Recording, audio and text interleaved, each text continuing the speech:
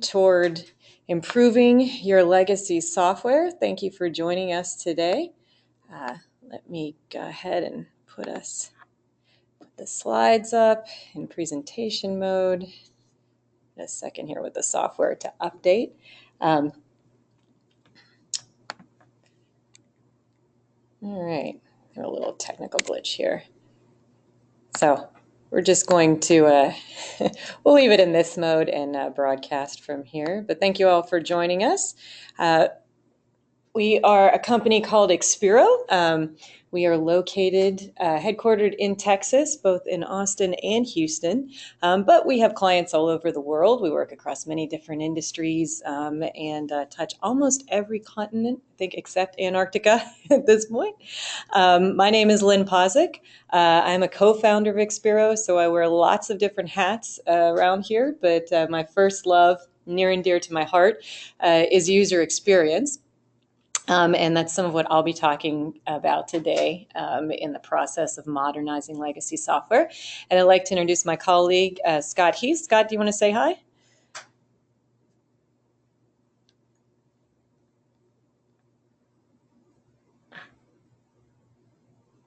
Scott, can you hear me?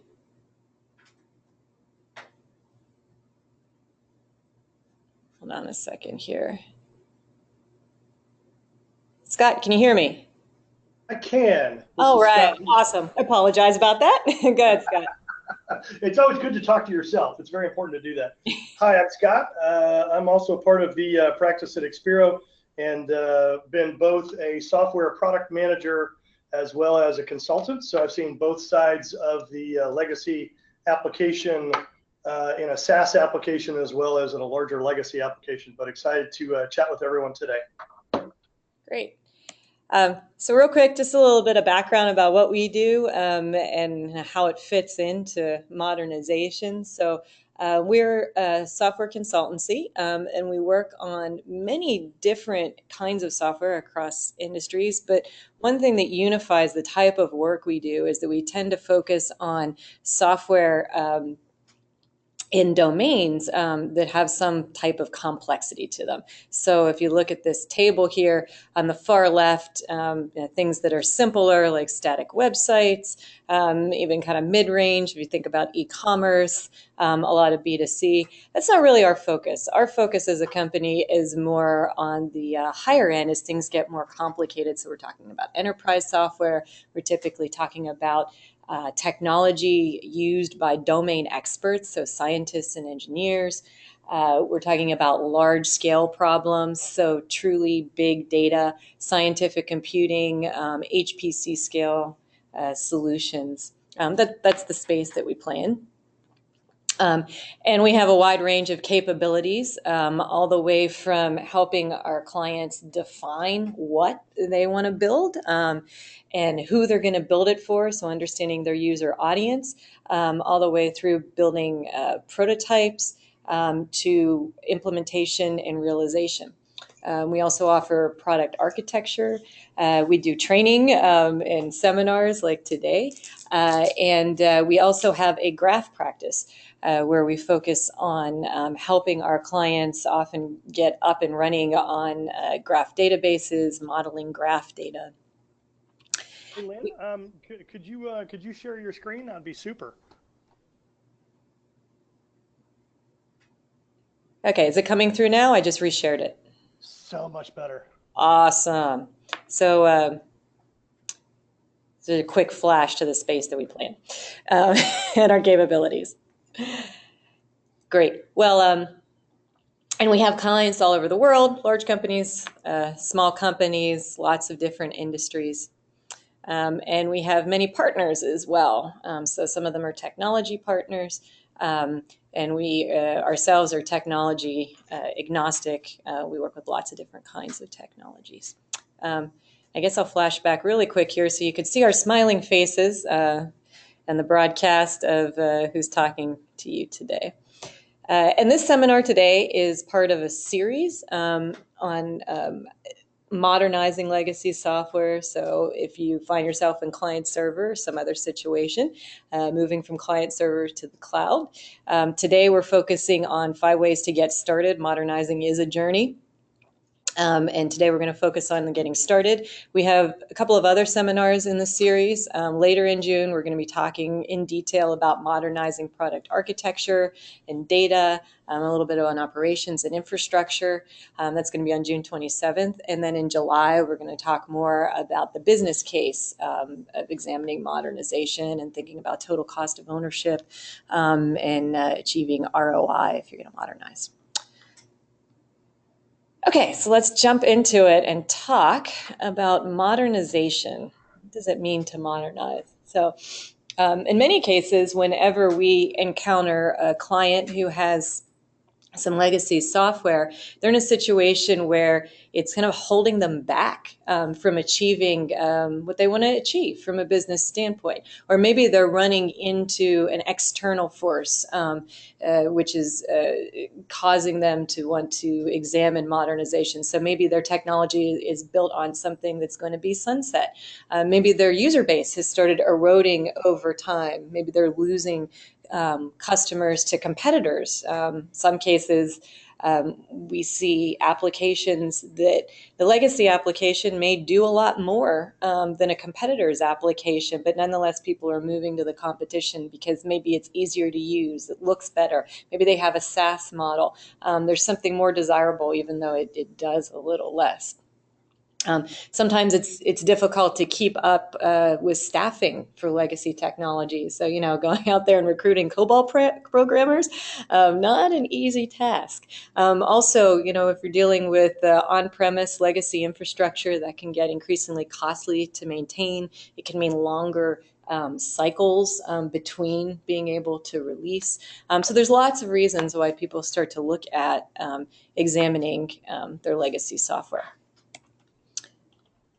So typically, or say often, we walk into a situation where it can be quite overwhelming. People, there's a lot of choices to be made whenever you start to think about modernizing, or especially around technology. There's a lot of different options out there to explore, and it can be very overwhelming trying to determine what technology you should bet on and what's going to be right for you.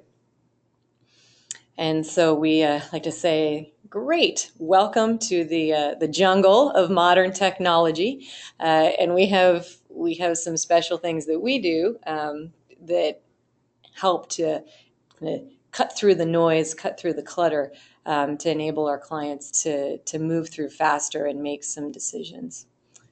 So it's important to kind of go into this with the mindset that although what you can see, as in your UI, is not the only thing that you need to consider when you're thinking about modernizing legacy software. Just putting some lipstick on your UI, just because it looks better, often that's not going to get you to where you need to be in terms of achieving your business goals. Also, starting on the back end and coming up with a great plan for how you're going to migrate all of the technology, but ignoring your front end is also not a great way to go. Having a detailed plan for that stuff is good, but it needs to work in concert with other things. So what we have honed is a modernization framework, and this is something that we've honed over many years in the field, working through all different types of legacy technology scenarios, where we start off with getting our clients to think about what their motivation is. Why do they want to modernize? So a few slides ago, some of those different questions I posed as to why you would want to modernize. What is the driver? So is it a business driver? Are you trying to cut costs? Are you trying to go and maybe get a new audience, go out for greenfield audience members? Are you being forced into a modernization decision because you have some technology that's come to end of life? Is it functional? Are you needing to make a change in order to remain competitive and to retain, your user audience? So those are some things to think about. Once you figure out what your motivation and what your drivers are, uh, modernization really is, if you want to think about it as a stack, like a technology stack, plus a few other strategic things. It's really addressing from top to bottom that full stack of software. So lipstick isn't going to cut it, coming in on any one of these levels in detail and ignoring the others. Is probably not going to get you to where you want to go either. And so working through this modernization checklist is a way to create an informed strategy that you can use as guidelines for making decisions on your technology. We found is really the way to go. And we're going to go through this checklist in more detail here in the next 30 minutes or so in the webinar. But some of the things that you want to consider as your overarching strategy, you do want to look at your user experience. You want to think about, of course, your technology, your data, your operations, your infrastructure, thinking about your process. How do you want to deploy? How do you deploy today versus how would you like to deploy? How often would you like to deploy in the future? And how are you going to realize your vision? How are you going to bring that into production? And then what about your team? Are there going to be skills gaps in your team once you have some more modern software in play that you need to close? These are all things that need to be at least thought through and addressed that culminate in a modernization strategy. So another thing that having a modernization strategy can be really great for is accelerating your journey to modernizing your legacy technologies. So often what we'll see happen is people kind of get into this cycle of, we like to say, they're running a lot of science experiments. So they start to play around with some of these more modern technologies, let's say, and they get into this cycle, these lengthy cycles where they're experimenting for long periods of time, and they're trying to ramp on the technology and also get something out the door and close skills gaps. And they're really kind of spinning their wheels and not making a lot of progress. If you come in and you clean that up a little bit and apply that framework that we just went through, it looks something more like this, where you think about really what your motivations are and what you need to address. You use the checklist to be able to assess for any given item on that checklist where you are and what you need to address. You exit with a sound strategy.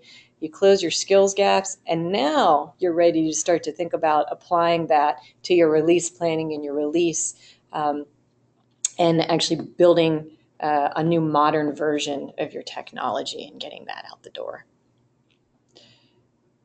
So another way to think about that journey, if you're on this webinar, there is a good chance that you could be in the thick of things, or maybe you're just starting to dip your toe in the water, thinking about modernizing a piece of technology. You might be here kind of realizing that you need to modernize. The next stop is getting into assessing where your technology is, and that's really kind of going through this checklist here, assessing the status of all of these different levels in your technology to arrive at a plan, and then executing that strategy along with your release. Okay. Now we're going to talk about, there's some different approaches to modernization, and this kind of gets to that first piece of the framework of thinking about what really is your motivation for wanting to modernize. And so there are really kind of three fundamental approaches that we typically encounter, and then some other things that kind of play nicely with these approaches that you can choose to combine with any of these approaches. So the three approaches are: do you want to modernize? Do you want to modernize and enhance? And do you want to do something innovative? Do you want to really leapfrog your competition and own your space? So let's get into those a little bit more.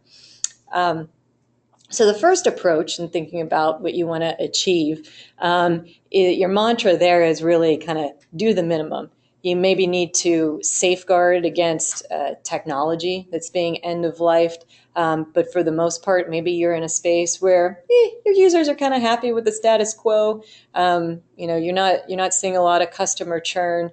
And so your motivations really are to deal with this end of life technology situation.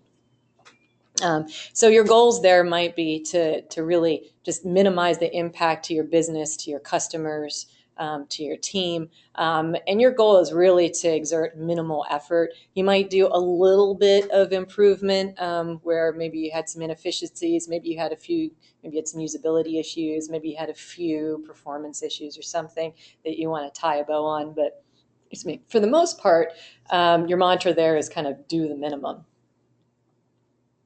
So the next approach is modernizing and then enhancing. And enhancements can take lots of different forms. As an example, we've now added in a mobile medium of delivery as well. And there can be lots of motivations. It could be business, it could be technology, it could be a functional motivation of why people tend to land with this approach. People are usually, in this case, using the modernization event as an opportunity to advance the offering, the technology across many different fronts. So you might be trying to address an eroding user base. Maybe you're losing deals to your competition. Maybe you also aren't able to, deploy as effectively or as often as you want. But your main goals for this case are often to stop the bleeding in terms of customer churn, or maybe even address a shifting of your user audience over time. Maybe the demographic has shifted slightly. You're probably going to be thinking about incorporating new features and new functionality rather than just doing the status quo and the bare minimum. You might be adding different mediums like mobiles or different ways of accessing the technology. And you're going to have goals that include taking advantage of the opportunity and doing many different improvements. This is where you're going to start to really care about maybe impacting total cost of ownership, looking at different infrastructure possibilities, maybe moving to the cloud, and figuring out ways to also optimize a little bit more. The third approach, these are folks that really care about moving from where they are to leapfrogging across just enhancing to innovation. So you see an opportunity in your space with this legacy audience to do something really revolutionary. Maybe you want to expand that legacy audience to a new greenfield audience. You want to revolutionize your industry. Maybe it's ripe for doing something new. So your mantra is really visionary and innovation. And most of what you're doing is going to be not only to improve, but also to innovate. You want to not only retain your existing customers, you want to delight them, you want to make them loyal, and you probably want to expand that audience a bit and go for some greenfield customers. You're definitely adding new functionality, new approaches, new technology. You might even be exploring radically different technology. If you're on a relational database, maybe you're interested in exploring a graph database, for example. So you're doing a lot of things. You're really interested in pushing the envelope, in addition to thinking about how you could improve the usability, improve how you develop the technology and deploy it in a total cost of ownership. Now, with those three categories, especially the enhance and the innovation category, you can combine this with these two other approaches. And the first approach is thinking about what you want to build versus what you want to buy, or we could also say utilize open source, depending on your tolerance for that. you want to be thinking about what is your core competency? What do you really want to build when you're modernizing versus what can you utilize off the shelf and maybe customize a little bit or just incorporate?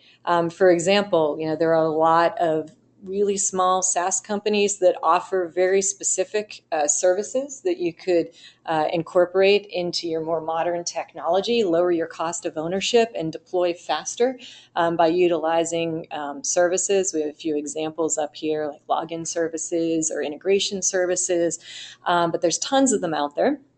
And that can really accelerate your progress and save you a lot of time and effort. Another example, that's kind of a canonical one, is BI tools. So that is business intelligence tools, as well as front-end libraries and packages for being able to visualize information. So if you have a lot of things in tabular form, a lot of data tables, let's say, and you're interested in having a dashboard in your application or more interactive reporting in your new modern application, looking at BI tools and off-the-shelf components could be a great way for you to go. Also, often with these tools, you get a mobile version for free already baked in, which is quite nice.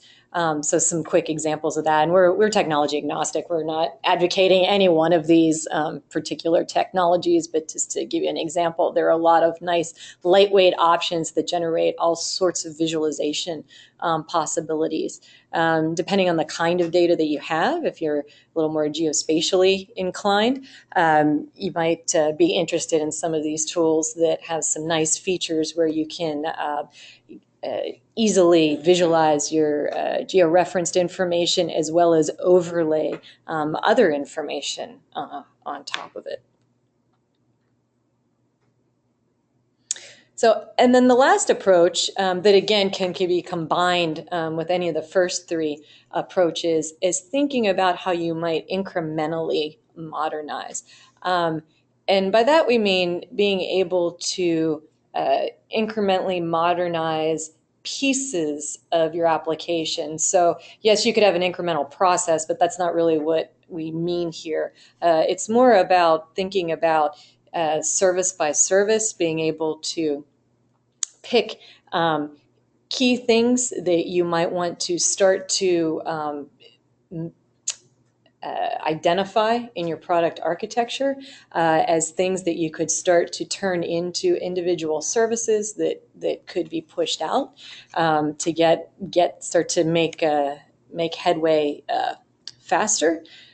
One caution with this approach is it can be very tempting to get mired sort of in the technology and all these cool little services that you can put together. We want to be careful and make sure that when you do that and you start delivering incrementally, you're doing it in a way where you're delivering value to the end users. So we want to have some guardrails on there, thinking in terms of if you do agile at scale, like safe agile or some flavor of that, you might think in terms of value streams. So you would want to think about incrementally breaking off pieces of your product architecture that aligned to delivering a value stream, or maybe an epic, or maybe you've done some story mapping, but you want to keep that in mind. Just delivering, a wheelbarrow of services isn't necessarily valuable just because you got it out there faster. So you got to make sure to pair the two. Okay, so with the 5 strategies, once you're understanding your motivation and thinking about what you have an appetite for in terms of, do you want to remain status quo? Do you want to modernize and enhance? Or are you looking to do something really innovative? Now we can start to think about the journey and how we move through that journey. And so we're really talking now about the next 2 steps here, which is assessing where you are and getting to a modernization strategy. So one way of starting to assess where you are is going through a checklist using ours or create your own, but making sure that you have full stack coverage as well as covering some of that softer stuff, like thinking about your team and your skills modernization, thinking about how you actually want to roll out the technology, how you do that today versus how your infrastructure and your rollout plans might need to change. So if we start in down the checklist here to inform our strategy, the first topic I want to talk about in a little more depth is thinking about the business aspects and the product strategy. And I'll turn over to Scott here for a couple of minutes to talk about this. Thanks, Lynn. Um, I think this really hits home in a couple of different categories, which is specifically, we were talking with a customer yesterday, and the customer had a room filled with executives, MBAs, folks that had been to design school, and the topic was design thinking. And as the one customer person said, you know, it's the most difficult thing we have is trying to identify our internal users and or getting our executives on the same page. So where I'm going with that point is this first bullet, although seemingly straightforward, can sometimes be the trickiest. And some of the questions we have listed here is underneath that business and product strategy, which is this driven because you're losing revenue, or is your new sales pipeline or funnel falling flat? Are people selecting your platform, or are you losing customers? So is this more of a defensive or a reactionary kind of an approach? The other item here now is, what are those features that you're trying to add, and is it costing you even more money to use a platform that you have today to try and catch up? Or are you now sort of seeing that other products or other categories out in the market are doing things where they can do it faster? Some of these projected growth elements, et cetera. But I'm hoping the point here now is to start to evaluate why you're doing this, because it can also create a filter for where you're going to go as you build your roadmap and what things matter as you start to put that together. And so real quick on our next slide, what we start to see then is you need to open up your aperture a little bit, which is what is the industry that your product is in. If you're in financial services, specifically, what is the market doing? What are your competitors doing in the industry? Are there other case studies of products or technology that's really being brought to bear that may affect what it is you're trying to do in this modernization? The second one is really this tough one, which is internally. Do you have stakeholders, and do you have vision match? Are your internal stakeholders actually fighting against you? Are they saying, and the classic example then is of Kodak, which is, yeah, they knew about digital photography. They even had some digital projects that were underway. They knew that this digital technology was taking off, but you know, I don't know about this digital camera phase. It's just a fad. It's going to go away. And of course, we all know what happens. So here, there may be some internal capability that you have to bring up to speed, if you will, on how the rest of the world is seeing that. And that's where we get down into the market. Specifically now, what are these other technologies that are out there? Advents of AWS and in-memory computing have really, really vastly dropped the price for some of the infrastructure. So if your application is very process intensive, is there now a capability to save a large amount of money by using some of these other technologies that are out there? But again, it's looking around you. And then the other thing that I want to touch on now are whether it's analysts, internal or external, which is this ability to do gap analysis. Is your product in the driving sector? Maybe you're a startup and you don't know where your product is, but you suspect that your features are out there. But the most important one that we're now seeing is this advent of the social product ranking. Just because you're leading and you see it in Gartner, you may not know that there's actually a social area where you are not actually scored as well as you think you are, et cetera. Taking all of these different elements by what I call looking at the rest of the world can really, really help you define what strategy to go with. As Len mentioned, there were 3 categories. Are you trying to leapfrog, or are you really just trying to keep status quo and keep your customers on board? But this is a quick checklist of looking out and around you before you jump off. In our next slide, some of our larger enterprise kinds of applications, you may end up coming back with a scorecard that's quite simple, which is you have a series of products or you have modules where you really do need to follow. It's okay, your product is actually out there and you have some killer design features, et cetera. And then you actually have some ones where they're following. Maybe those are the ones that are potentially the ones for leapfrogging or that ability to really jump out in front of them. And then if you're maintaining, in some cases, maybe that space or module isn't really defining that. But this is not uncommon with more enterprise software, which is this scorecard of how you approach that. And then what is your strategy going to be per module, if not per software. Our next slide can start you to effectively then do that analysis. This is that either subjective or objective, the couple of ways that you can do this.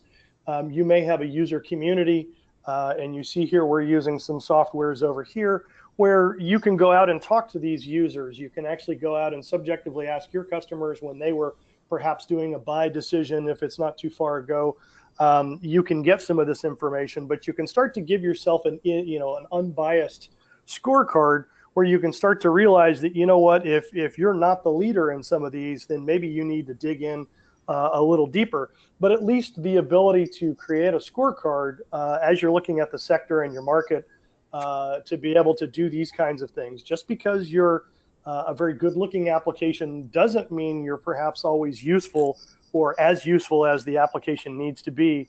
And as you look at these scorecards, this is yet another element to layer on top how you drive your roadmap and where you're going.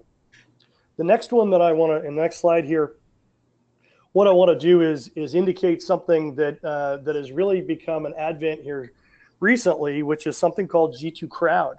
What this is a Gartner style quadrant. However, this information is actually driven from the users. G2, be careful.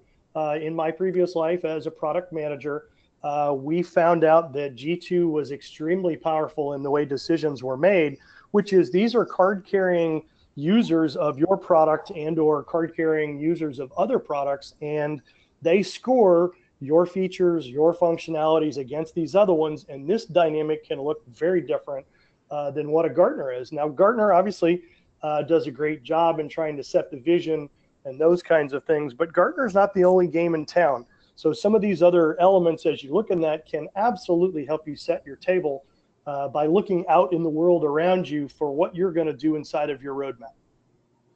Okay, I'll hand it back to Lynn. All right. To dovetail with that, when you're thinking about users scoring you, that's a perfect segue to the next item on our checklist, which is talking about user experience and thinking about the things that you need to consider for modernization. So a few things here. Thinking about how well your existing application really supports your users and your business goals. Maybe 10 years ago it supported them really well. Is that still true today? Or is there missing functionality compared to your competition? Is there something that your users, your competition also isn't always who you think it is? Is there something that your users do today in Excel that takes them outside of your application? Are they growing increasingly dependent on that? And you have an opportunity to bring them back into the fold by having some of that functionality in your application. Does your navigation scale well? Have you gone through, say, acquisitions over time? Do you have kind of a Frankenstein navigation where people might have multiple logins instead of single sign-on and they're popping in and out, trying to find their way? Or your menu's really deep? Does it take 7 clicks to get anywhere because you've had to bolt things together over time as your app has grown? And is it really clear what you should do? On each screen. So maybe there are things that were put into your app for a specific user audience that other audiences have picked up over time, but maybe the way it works and the content that's present to instruct the user isn't as clear as it could be, because now you have new audience members using that same functionality for whom it wasn't originally intended. What about your visual design? What does it look like? So maybe it's legacy and it looks dated. But what about your corporate brand? In the last decade plus, has your corporate brand changed much? Is it homogenous with your website and your other materials? Does it feel like it's disconnected from your other materials? Or again, if you've been through an acquisition and you need to figure out how to homogenize many different brands so that it really feels like one brand and one company. And so, again, now tying in UX with the rest of your modernization considerations. Some of the things that you want to think about here at each level. This stack representation is how we tend to think about user experience, where there are many things that need to work together in harmony to have a successful user experience, whether you're modernizing or not. The most basic of which are the two orange bars on the bottom, is understanding who your user audience is. So who is your audience today? Who would your audience be in the future, depending on the strategy that you're working under? If you want to do something innovative and leapfrog, then you're probably going to have some greenfield users. So your audience is going to be changing, right? Thinking about what functionality to add, who your audience is or will be, and the functionality that you're going to deliver or continue to deliver. Those are the fundamentals. When it comes to user experience, we could spend a lot of time thinking about those other blue boxes, making it easy to use and easy to navigate and making it look great and all that. But if your user audience and your functionality are not well understood and well defined, it doesn't matter how much time we spend on making it easy to use. So, excuse me, you want to make sure that you get those base layers down first. So, and as we go up the stack here, some of these I touched on in the previous slide, but thinking about, your information architecture, how does it need to scale? How does it need to scale maybe differently than your current application? UI frameworks. So if you're on a legacy app, you may have just kind of inherited the UI library, let's say, that went with that application. If you're in VB, it has VB-based components. If you're in Java, it has Java components. Now, on the web, there are many different UI frameworks that you could take advantage of. They also typically have responsiveness built into them and some other goodies. And then finally, homogenizing the visual brand, as I said before. So think about your user audience. So those two base layers, is your user base changing? Or maybe is the demographic just shifting in your user base? Maybe you're still going after the same types of roles and job titles, but maybe the demographic is shifting. So are you going for new users, a greenfield audience? Kind of a word here to take a moment on shifting demographics that we see often now in enterprise software, and that is the millennials entering the enterprise workforce. The millennial demographic has a very different expectation than traditional legacy users. They are comparing your multi-million-dollar enterprise application that delivers terabytes of data with their iPhone. They expect it to be as easy to use as their favorite mobile application on their Android, their iPhone, pick your device. And that is how they are going to judge your multi-million-dollar application. Millennials are far less likely to just use something because it's indoctrinated. The management says they need to use it. And what Scott showed a minute ago with the G2 crowdsourcing, you better believe millennials are out there voting, and they're voting on your app, and they're letting their voices be known. It's a very different audience than legacy audiences that you may be used to. So now focusing on kind of the center of this stack here, so the what it does, and then how the user is going to move around, how the architecture, the information architecture might need to scale, and thinking about UI frameworks. Some things to think about with your legacy application. When it was built, it may have been built with or without the user in mind. This idea of design thinking and user-centered design is, not it's been around for a while, but if you have an application that's 10, 15 years ago, it may have been driven more from the technology outward of, here's what the logic and the data model can do. So this is the way our app works versus how does the user really think about it? Let's have some empathy for the user, put ourselves in their shoes, and let's try to model our navigation and our experience in that light. And there are lots of different techniques for getting inside the heads of end users to improve your user experience. What I pictured here is an example of a fun little artifact called mental modeling, which is sort of a tangible documentation of how the user might think about approaching, a workflow or a task in an application. These little boxes kind of represent different things along the way of the task. But the salient point here, the goal is we really want to think like our users, and we want to be able to align the way that the system is going to work with the way that the user would think about it.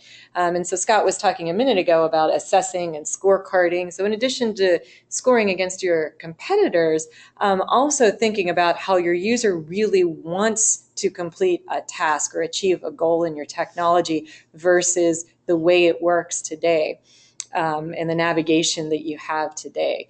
So that is also another interesting thing, another lens to put on it and get in there in your application and really take a hard look at that whenever you're modernizing. It's an opportunity to go in and clean that up and have our application work and behave and support more of the way that the user would want it to work.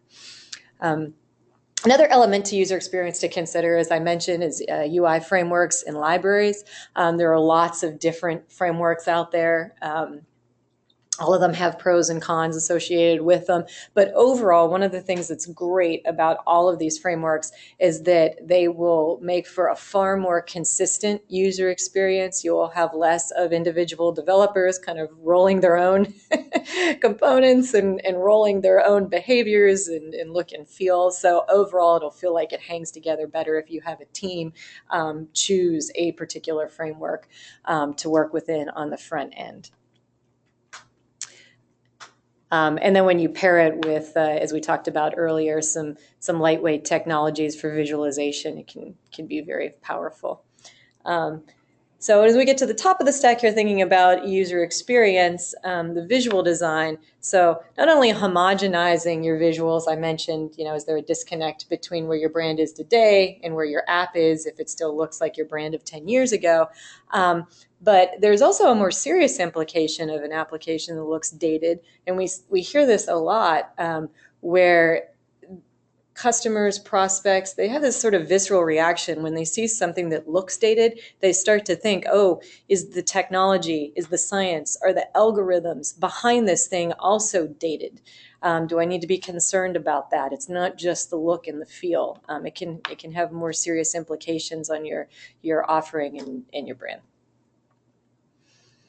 So another thing to kind of consider to wrap up thinking about your user experience is user adoption risk. So if you're going to roll out a new modernized application, thinking about your existing user audience or your intended future audience and where there might be some risk there in rolling that out. And there are ways that you can get in here and more quantitatively actually come up with scores and a plot like the one here on the left. We could talk a whole seminar just about that. But to take that up a level, some questions for you to think about on the right, that if you answer yes to any one of these, you probably need to give some thought to user adoption risk, and that is if your audience is shifting or changing, and if you know very little about the new demographic, or if you're going for greenfield, if you don't know a lot about your users and how they want to approach tasks and perform in your application, that's a risk. Navigation that doesn't map to how the user wants to do things. Navigation that's Frankenstein and very inefficient, that's a risk. Competition has something different that you don't have that might appeal to one demographic over another, like a mobile solution, for example.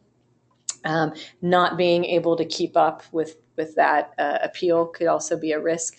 And then the data UI reflecting poorly on your real value proposition, which could be a piece of science, a piece of engineering, an algorithm, and you don't want to put that at risk either with your user audience.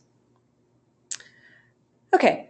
The last bit that we want to talk about here today, and we're just going to touch on it, is starting to think about strategies around your technology in data. And I say we're just going to touch on it because I mentioned earlier on, this is a webinar series, and we want to make sure that we give technology, data, and infrastructure, all of the proper examination it deserves. So in June 27th, we have a whole webinar dedicated just to that and those considerations.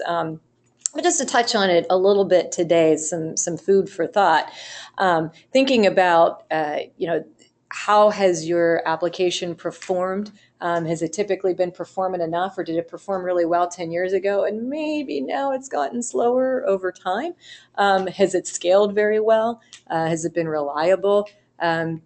Was it pretty cost effective whenever it was first released, but now how is your total cost of ownership versus have you actually done an investigation to see total cost of ownership for moving to the cloud or some more modern infrastructure, even if it's an on-premise, a more modern on-premise solution versus your TCO for the current system. Is it going to be easier if you change technologies to retain and recruit talent? For your system? Are you using the right tools for the job? Do you have the right data strategy, data architecture, database in place for what you're trying to achieve? And some things that we're going to touch on again in the next webinar are strategies and methods for starting to look at, well, what pieces of technology do we need to keep? What can we retire versus what do we maybe need to rewrap? How do we want to map what we have today in the context we have today to the future context of our new application? Our modernized application. How many products do we actually have? Is our legacy app, again, one where over time we've kind of got this Frankenstein where we've bolted lots of different products and things together, and it turns out really the way we're selling today and the way that people use our app, it turns out it would be better if we kind of broke this into separate products or modules. Do we want to move to a more service-oriented architecture so we could take advantage of some of these great SaaS offerings that are out there and microservices? And thinking about architecture as well, we're going to talk a bit about being able to do some benchmarking in some sensible ways to be able to do that and spot areas for concern and compare. And then finally, again, just a reminder that we talked about with the incremental approach, when you think about your technology, your data, your infrastructure, it can be easy to get mired in all this technology. Again, whatever our technology strategy is going to be, we want to make sure, especially if we decide to deliver incrementally, that we have a valuable path that we're delivering incrementally. So we're delivering business value along with our features and functionality to our user audience. Okay, so that is our webinar for today. I'm going to open up now to questions, if we have anybody on the line that has questions. Hey, Lynn, I've got a couple questions coming in here. Okay. The first one was, is there a product-specific playbook? In our world, we're using a combination of .NET and some older Microsoft elements. Yes, that is a great question, and that's something that we're going to be covering in that next webinar, where we're going to look at a couple of common legacy technologies, and then pathways forward for those technologies for sure. We run into a lot of .NET with clients, and we're we have some prescriptions that we know work. Okay, looks like I've got another question here, which is our product is an on-premise, and today you spoke a little bit about software as a service. Is there something different or any things that we either don't need to think about or do need to think about differently if we're on-premise versus SaaS? So you can be on-premise and SaaS as well. We run into that too, but it depends on if you want to stay. Do you want to stay on-premise? Do you want to look at doing something in the cloud? Do you want to do something locally where you're maybe if you're big enough, you're running your own cloud. So the first thing would be to figure out if there is an option there. Do you want to stay on premise or do you want to move? Do you want to get in there and investigate and look at what life would be like in terms of the frequency at which you could deploy, the total cost of ownership. If you have whatever your product or service is, if you need to be able to quickly ramp up and ramp down infrastructure, that might point you towards more of a cloud solution. There's a lot of cost benefit to that. So stage gate one would be analyzing. There's no magic bullet there of like, if you're on premise that you should always stay on premise, or if you're on premise that you should always move to the cloud. Sometimes the cloud is not the right answer either. Okay, and it looks like I got one final question, which says that on Lynn's earlier slides, she showed the playbook. Is there an approximate time frame and cost if somebody were to use an Xperio to help build that playbook or roadmap? Scotty, do you want to take that question? The short answer is it depends. Sure. Well, I think, the way Xperio works is our process is number one, flexible, such that we try and outline all of the elements before we get in and make a decision. So unfortunately, based on your inputs, your mileage may vary, but typically on the short side, a 3-week kind of an assessment, and on the high side, depending on a very large enterprise kind of application, can take 6 weeks. And again, this becomes a living process that goes forward. It's not just a one-time kind of an event, but 3 to 6 weeks is typical.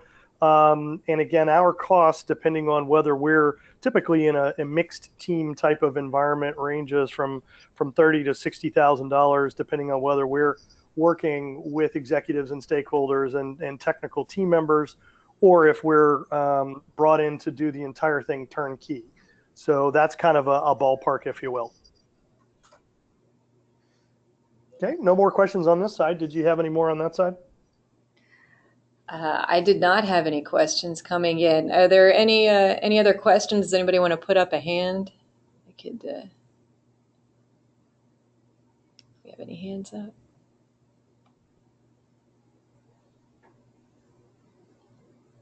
Okay. All right. Well, thank you, everybody. I hope you enjoyed the webinar. Everybody that signed up for the webinar, whether you're able to attend or not, we post the webinar to our channel on YouTube as well as our website, and we'll send you an email with a link to the recording of the webinar so that you can go back and review or share with your friends. All right. Thanks, Thank you very everybody. much. Bye.